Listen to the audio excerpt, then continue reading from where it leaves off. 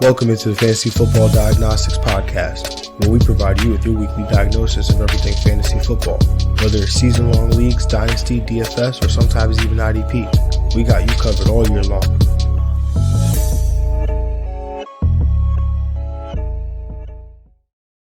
Let's do it. Let's get to it. Welcome into the Fantasy Football Diagnostics Podcast. And of course, I'm your host, John June. And without a doubt, on this lovely Thursday evening, got my guy, Greg Pittman. Greg, what's good, man? What's going on? Week 10. It's happening actually right now. We got this very underwhelming Baltimore-Miami game going on right now. I mean, you thought the scores would be a little higher, but I'm looking forward to the rest of these games and just ready to get to the starts of the week, get some momentum on that, get money. I'm here. I'm ready to go. Absolutely. We are recording this on Thursday night. We actually are going to record all 14 games this Thursday, but we'll break it up into two parts as per usual. But so just be aware that everything we say is on this Thursday evening. If something crazy pops up on Friday, Saturday, obviously, you'll have to adjust.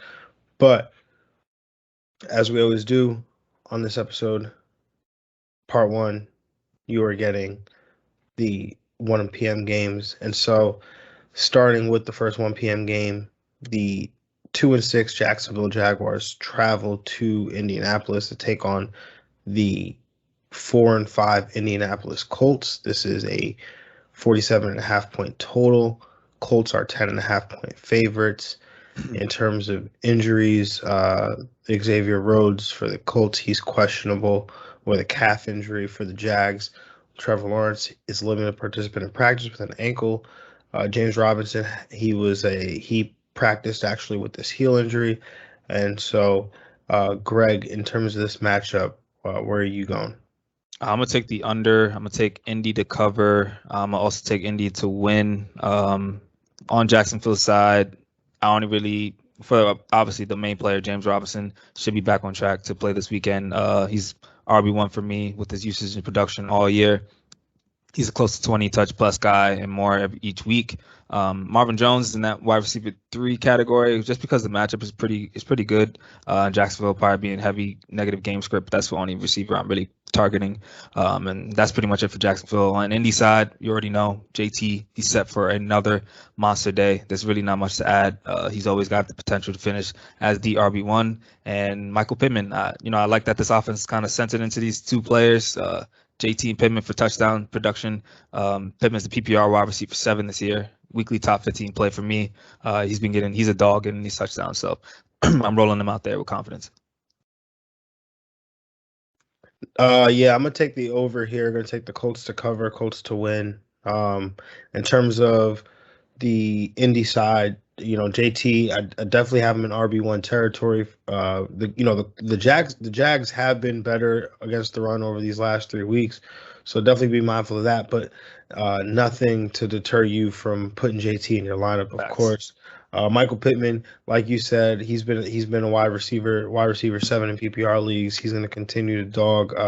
I got him as a top 6 option this week. I mean, he's just been consistently that number one guy in this offense, also seeing touchdown production, which is good, red zone opportunities, which is nice.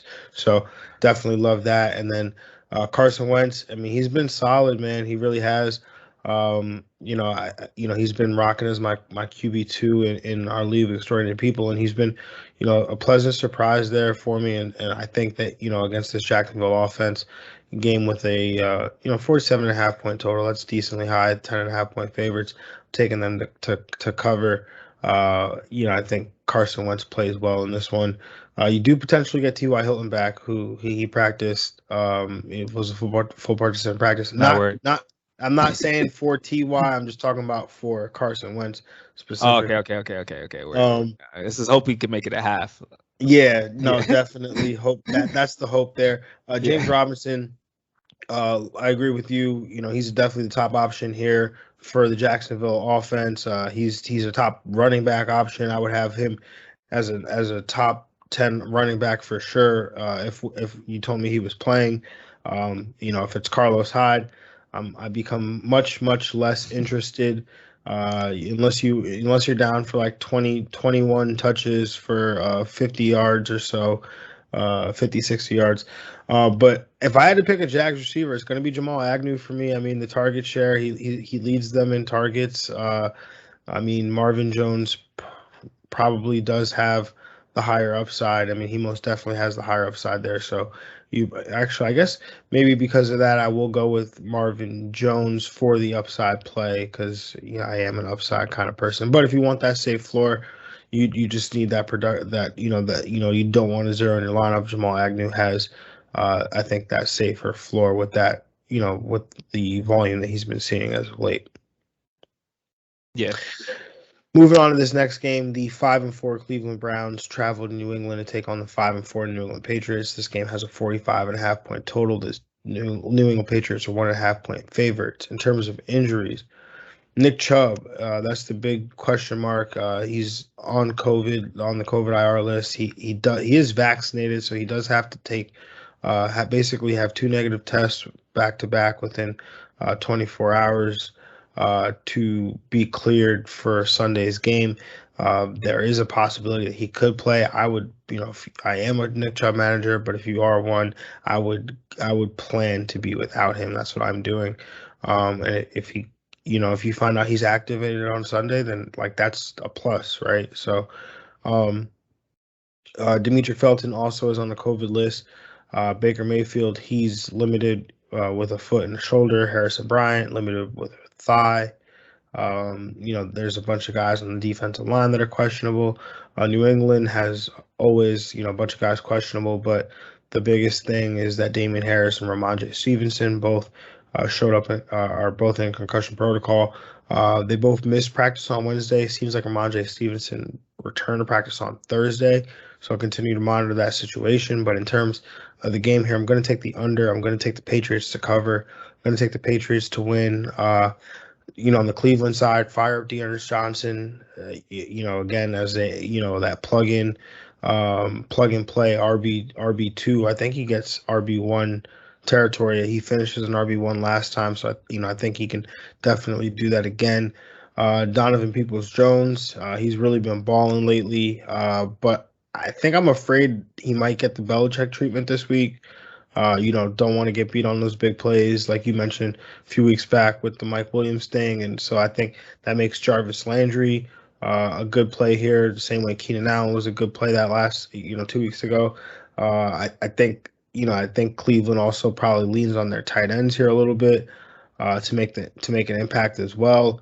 If I had to choose one, it would be Austin Hooper. On the New England side, it's tough to really want to play anyone.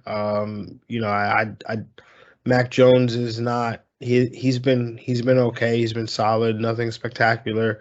The run game, it's like I don't know which running back I would even want to play. Like, is Brandon Bolden the guy right now? Like, I don't like I really don't know. So I'm gonna just stay away from that side of the ball. But the defensive special teams could probably.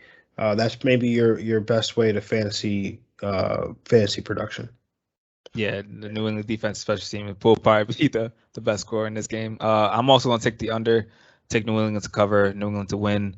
I'm expecting the same, but should be expecting most likely no Nick Chubb, so I'm definitely firing up Deontay Johnson. I got him as solid RB2, but he gets RB1 volume, so he definitely gets that upside there. I think Belichick is going to focus on the big plays and trying to take away the run game. So I do like Jarvis as more of a wide receiver 4. He could probably get you a wide receiver 3-day. But this game is going to be very low pace and low scoring. So you're probably expecting like a 7-catch day for 49 yards from Jarvis, really. On the New England side, as a manager of all 3 running backs in the League of Extraordinary People, I got Damian Harris, Ramondre Stevenson ready to go. The rule, obviously, if Damian Harris is going, he's the one. If not, Stevenson's going to get the early down work. And then Bolden, I think for this type of game, I think he's probably the play if Damian Harris or Stevenson can't go because Cleveland's pretty good rush defense. And, he's a pass catcher that probably get close to 10 touches. Other than that, that's pretty much it on the New England side. Yeah, it's tough for the New England side for sure. Yeah. I was hoping they got Odell. That's what I had a note like, yo, they get Odell. then he's a wide receiver too. But he made a decision. Oh man. Moving on to this next game, we've got the 4-4 Atlanta Falcons traveling to Dallas to take on the 6-2 Dallas Cowboys. Game has a 55-point total. The Dallas Cowboys are 9-point favorites. In terms of the injuries here, Amari Cooper, he's questionable with the hamstring. He's been dealing with that basically all year. He's been practicing through it, so no concerns about that. Except for that he could potentially break down at some point, as he's done before. But we'll cross that bridge when we get there. Ezekiel Elliott, he popped up on the injury report with a knee injury, so he was limited. So something to monitor there. Don't think he'll miss any game time, but definitely, have to wonder if he not concerned about him playing, but I have to wonder if it, how that affects him in any way. And then kicker Greg Zuerlein ended up on the COVID IR list, and Michael Gallup, he's expected to return this week with that injury, that calf injury, I believe it was, that he's been dealing with. And the Atlanta side, they're okay. So, Greg, where are you at with this game here? I'm gonna take the over. I'm gonna take Atlanta to cover, but I'm gonna take Dallas to win. On Atlanta side, Matt Ryan has definitely been playing much better since that rough start early in the year. He's in that low end QB1 territory for me this week. Cordell Patterson, continue to treat him as that low end RB1 or wide receiver 1, whatever you position works for you. Continue to also roll out Kyle Pitts as a tight end 1. Have him in my top 5 for sure this week. I still want him and his upside every week, even he's been struggling the last couple of weeks. He's gonna ball out. It's coming again. Hard for me to really trust any other receiver in deeper leagues. If you're in a pinch, Russell Gage is probably the option, but he's just been boom or bust this year. So just know that. On Dallas side, I'm expecting a huge bounce back here for the entire offense. I think Dak is a top 5 play. He's definitely got some start of the week potential. Atlanta, favorable matchup. They give up close to 250 yards, 2 touchdowns a game. QBs. It's a great spot for receivers like CeeDee Lamb, especially if Amari Cooper is banged up. He's going to play, but they could limit him just because he's banged up. But so CeeDee Lamb's the play. Cooper I still have as a wide receiver too. Gallup, he's a stash for me right now, but he does have wide receiver 3 upside depending on how this game goes. It's 54.5 over under. And Schultz is the low end tight end 1. Of course, Zeke is that guy. It's RB1 performance as well. Yeah, definitely, man. I'm going to take the over here. Going to take Atlanta to cover. Going to take Dallas to win. Patterson, top option at whichever position you want to play him at. Whatever you want. Kyle Pitts, top 5 option. Matt Ryan, QB1 option for sure. Like you said, he started out rough, but he's really settled in the back half of this year. Recent weeks especially. So I definitely have him as a top 7 quarterback this week. He is my quarterback 7 this week actually. Okay. And Russell Gage. I agree with you. I think he's a wide receiver 3 option. But Olamide Zaccheaus, I think he's also has some potential in this game. Okay. It does have a high total. Yeah. They are going to be trailing here, so I think some big plays down the field, which is really his specialty, could really get it done there. On the Dallas side, Dak Prescott, totally agree with you. High end QB1 option. Definitely, like this one has like Greg start of the week written all over it. Zeke RB1 option for sure. Just hope that he could push through that knee injury. And then Dalton Schultz tight end 1 option, and then CeeDee Lamb and Amari Cooper. They're both borderline wide receiver 1s with upside for way more. I do agree with your sentiment somewhat that Amari Cooper could be limited by that hamstring. It has been bothering him all year, so something to definitely monitor. But on to this next game, the 5-3 Buffalo Bills traveling to New York to take on the 2-6 New York Jets. I should say New Jersey MetLife. This game has a 47.5 point total according to FanDuel Sportsbook. The Buffalo Bills are 13.5 point favorites. Dawson Knox was a limited participant with a hand injury. Don't think he's going to play. Cole Beasley still dealing with a ribs injury, but he returned to practice this week. Linebacker Tremaine Edmonds, he's DNP 2 days in a row with a hamstring injury. Corey Davis for the Jets, he's questionable with the hip, but he returned to practice as a full participant. Denzel Mims, he's out on the COVID IR. Marcus May, he was added to the injured reserve with an Achilles injury. Tight end Tyler Croft, he was put on IR with a chest injury. Zach Wilson returned to practice with a knee injury, but he's most likely out. In terms of this game here, I'm going to take the over. Man, I went back and forth on this one so many times. But I'm going to take the Bills to cover. I'm going to take the Bills to win. I feel like a broken record here, but Josh Allen will finish as the QB1 this week. I hope so. I really hope so, man. I don't think we see a repeat of last time. The Jets are so banged up in the secondary that there's only one way that this can end. Diggs, he's a wide receiver one option. Cole Beasley, he's banged up, should face some resistance from Michael Carter II, but I don't think he'll face much. Manuel Sanders will make a few big plays in this one as well. There's potentially even Gabriel Davis. So on the Jets side, Michael Carter should continue to see a ton of volume through the air. He's borderline RB1 option this week. Ty Johnson, he's been getting it done via touchdowns, which is dangerous, especially in a matchup like this. So maybe I'm probably fading him this week. Curious to see how the wide receivers sort themselves out. I am starting Elijah Moore in a pinch in some leagues just because I do think Corey Davis probably ends up with Trey White a little bit if he does return healthy. And I think Elijah Moore, he's the kind of guy that they try to get the ball in his hands different types of ways, and especially as a deep threat as well. So I probably trust him more than any of the other receivers. Yeah, I'm gonna take the over. I'm gonna take the Jets to cover, and I'm gonna take Buffalo to win. This is like, just I'm predicting the Jets season. Like, this is the good week now. They got Mike White back. That's the best news I heard all week. Russell Wilson, I know he's back, but Mike White is back, so that's what's up. On the Jets side, Michael Carter, he's in solid RB2 territory. Check down King is back, so he's going to get a lot of receptions. Corey Davis is returning, but I agree with you. He's going to get that. He's going to lead the team in targets, but he probably will get that Trey White treatment. So I have him as a wide receiver 3. I do have Elijah Moore as a stash, but I do have him starting in some leagues in a pinch. So I don't hate that dart throw because he's going to have the better matchup, and he's just a talented receiver. On Buffalo side, man, I need Josh Allen needs to bounce back, man. He's been either top 3 or 4, or he's out he's a QB2. Like, I needed more consistency from Josh Allen. So I think he finishes as a top 5 play for sure this week. Diggs also, I need that boom week to come. He's like, I've been a high-end wide receiver 2 for me all year, so he does have that upside, but I got him right around that wide receiver 13 range.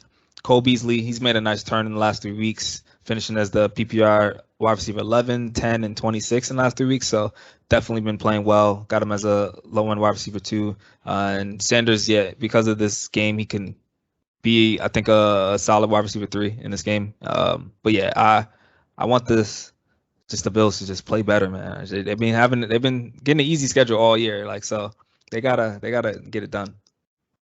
Yeah, they definitely have to get it done, given the Patriots an opportunity here to steal this division back. So don't want to go and do that now. But moving on to this next 1 p.m. game here, we got the 5-3 New Orleans Saints traveling to Tennessee to take on the 7-2 Tennessee Titans. This is a 44.5 point total. The Titans are 3-point favorites here. Alvin Kamara, DNP 2 days in a row with a knee injury. That's not good. Should have knew when they started working out those players, man. I guess we saw it coming. We definitely did see this one coming. The workload. But we don't know. Maybe he can play. Yeah, that could just be rest days, like AJ Brown last year. Yeah, definitely. Cornerback Ken Crawley was added to the IR. On Tennessee, AJ Brown was listed as a limited participant with a knee injury. Julio Jones, he was limited with the hamstring injury, which he's been dealing with hamstring and knee injuries all year. And then they have a bunch of guys questionable on the defensive side of the ball. Greg, where are you at with this game right here? I'm gonna take the over. I'm gonna take Tennessee to cover, and I'm gonna take Tennessee to win. On New Orleans side, you can't really assume who's gonna start at quarterback. So I mean, if it's Hill, I have him as a low matchup proof QB1, like borderline QB1. If it's Trevor Siemian, his matchup is nice, but I see him as more of a mid-tier QB2. Kamara is slightly banged up, so you got to definitely monitor his practice status. Have Mark Ingram ready to go, because he'll definitely get RB1 volume, and he'll be definitely a solid RB2 for me. Tennessee's definitely getting killed by receivers this year. It's definitely one of the best matchups for wide receivers right now. So I am intrigued for Deontay Harris to provide some wide receiver 3 value. On Tennessee side, Tannehill, he's in that QB 13 to 15 range as well. Peterson, same role as last week. He's going to get 10 to 15 carries. He's a touchdown dependent RB3. McNichols is also in that RB3 category. I think the script may favor him a bit more. Both running backs had 10 touches last week, so it's kind of even. AJ Brown, you're firing him up as a low wide receiver 1. He's really the only pass catcher I want right now. He's been a monster target. He's got 40 targets over the last 4 games. It's 10 a game. It's crazy how the drop off for Julio Jones has happened. Don't want to touch him at all. Yeah, definitely don't want to do that. On the in terms of the game, I'm taking the over here. Going to take Tennessee to cover, Tennessee to win. Kamara definitely. I'm glad you brought up Deontay Harris. He's intriguing for sure, and I say Kamara definitely, as in if Kamara plays. Obviously, you have the contingencies in place. I think Mark Ingram is a fine replacement if he can't go. But yeah, Deontay Harris definitely intriguing there. AJ Brown, Ryan Tannehill, they're definitely in play for me. Julio Jones has some intrigue, like just some. He played the most snaps that he's played since the start of the season last week. Okay. He's been dealing with some injuries, so let him get back into the swing, and I think that he could put up some wide receiver 3 numbers. Jeremy McNichols, I think that he's in play as well. This New Orleans Saints team is good against the run, so McNichols will probably make some plays in the pass game. Although it is AP revenge game against New Orleans, he was there for a hot minute. You remember when AP, he was Alvin right. Kamara, and Mark Ingram were all in the same backfield for like 2 weeks? Yep. And we're like, why is AP on this roster with Kamara? Why is Alvin Kamara not getting more touchdowns? Yeah, word. Basically, yep. And that was the history. But yeah, he's always in play for a touchdown. So definitely something to look out for there. But moving on to this next game, we got the 6-2 Tampa Bay Buccaneers traveling to Washington to take on the 2-6 Washington football team. This game has a 51.5 point total. The Washington football team are 9.5 point underdogs. In terms of the game here, Gronk is questionable with a back injury. AB, as in Antonio Brown, was DMP with an ankle. Bruce Arians was talking about hopefully he can do some walking exercises. So seems like AB still has some time, some ways to go. Chris Godwin also dealing with a foot injury, so he's missed practice 2 days in a row now, so that's something to definitely watch. Carlton Davis and Sean Murphy Bunting both close to returning, it seems like. So that'll definitely be a boost for the Tampa Bay secondary. And then on the Washington side, Antonio Gibson, he's still dealing with that shin injury even after the bye week. So that's definitely concerning there. Curtis Samuel, he's DNP with the hip injury. And then Ryan Fitzpatrick, there seems to be no timetable for his return from that hip injury. So if you are, holding on to Taylor Heineke in 2 quarterback leagues, that is definitely news that might be beneficial to you. In terms of the game here, Leonard Fournette, RB1 option on the Tampa Bay side. Tom Brady, QB1 option for sure. Curious to see. Well, if it seems like Evans might be the top wide receiver this week, with the other two, AB most likely being out and Godwin having to, dealing with that foot injury. Not touching the tight end situation in Tampa Bay. And then on the Washington side, I think this could be a potential trap here for Taylor Heineke. Tampa Bay has been pretty good against quarterbacks, over these last 3 weeks. They've gotten better against the quarterback position. And so while Heineke and the Washington football team have been a pretty good passing offense over these last 3 weeks, they're first in passing dropback EPA over the last 3 weeks. I think that they could meet some resistance here against Tampa Bay. So I think you could definitely stream Heineke with the kind of week that it is, but just be wary of maybe from a DFS perspective there might be some resistance here. Terry McLaurin, I'm starting him up. I think he was banged up a little bit dealing with an ankle injury, and we know that when he's banged up, it tends to really bother him, affect his production and his play. So I hopefully he's healthier out of the bye. And then J.D. McKissick, I think this game is made for him. So I think he's probably somebody you want in your lineups. Yeah, I'm gonna take the over. I'm gonna take Tampa Bay to cover. Take Tampa Bay to win. I pretty much agree with you on the Tampa side. Brady, you love him this week. Fournette, you got to love him as well. Chris Godwin and Mike Evans are the options, but Mike Evans, has the higher upside with Godwin being a little banged up, and AB's a week away. Gronk's probably not going to be able to play as well. We'll see, but it's going to be Mike Evans' show. I'm sure Brady will be fine with no matter who's on the field against his Washington secondary. On Washington side, because of the game script, definitely want McKissick. Solid floor RB3, got some low on RB2 upside, similar to like Myles Gaskin kind of. Yeah, you didn't even mention AG. That's why. I mean, I'm fading him. That man. I'm not starting him. He's outside my top 30. Terry McLaurin, solid wide receiver 2, and Logan Thomas might come back, but I still want to play Julio Jones in this matchup. If I had to choose a tight end, I think Logan Thomas is more like a week away. Yeah, good point there on the tight ends. Moving on to this next game, the last 1 p.m. game that we'll cover here. We've got the 0-8 Detroit Lions traveling to Pittsburgh. I know, man. I want them to get one, bro. Me too, man. For Dan Campbell, man. Traveling to Pittsburgh to take on the 5-3 Pittsburgh Steelers. This game has a 43-point total. The Steelers are 9-point favorites here. In terms of injuries, Jamal Williams, he's questionable with a thigh. He was a DNP at practice.